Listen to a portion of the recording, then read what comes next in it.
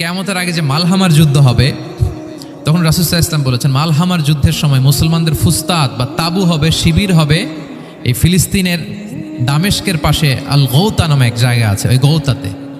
এবং ঈসা আলাইহিস সালাম এসে যে দাজ্জালকে হত্যা করবেন সেটা ওই শামে, ফিলিস্তিনের বাবুল লুদ এখনো একটা জায়গা আছে, ওই জায়গাটার নাম এখনো বাবুল লুদ, ওখানে তিনি দাজ্জালকে হত্যা করবেন।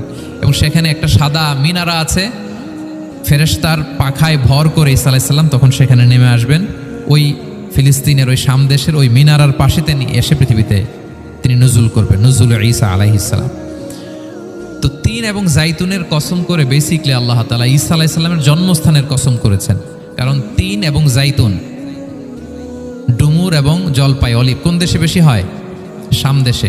আওয়াজ করে বলেন কোন দেশে?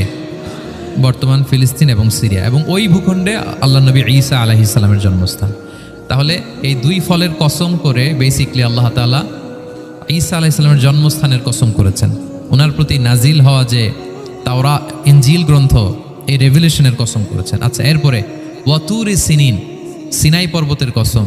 সিনাই পর্বত বা তুর পাহাড় হচ্ছে মিশরে অবস্থিত, আর মিশর হচ্ছে মুসা আলাইহিস সালামের জন্মস্থান। কার জন্মস্থান? মুসা আলাইহিস সালামের জন্মস্থান। তাহলে ওয়াতুরি সিনিন, তুর পাহাড়ের কসম বুঝিয়ে আল্লাহ তাআলা মূলত মুসা আলাইহিস সালামের জন্মস্থানের কসম করেছেন, যেখানে তাওরাত নাজিল হয়েছে। এরপরে ওয়াহাদাল বালাদিল আমিন, এ নিরাপদ শহর বলে আল্লাহ তাআলা মক্কা শহরকে বুঝিয়েছেন। আর মক্কা কার জন্মস্থান বলেন তো? মুহাম্মদুর রাসূলুল্লাহ সাল্লাল্লাহু আলাইহি ওয়াসাল্লাম, সাইয়্যিদুল মুরসালিন, খাতামুন নবিয়্যিন, রাহমাতাল লিল আলামিন, হাবিবুল্লাহ মুহাম্মদুর রাসূলুল্লাহ সাল্লাল্লাহু আলাইহি ওয়াসাল্লামের জন্মস্থান।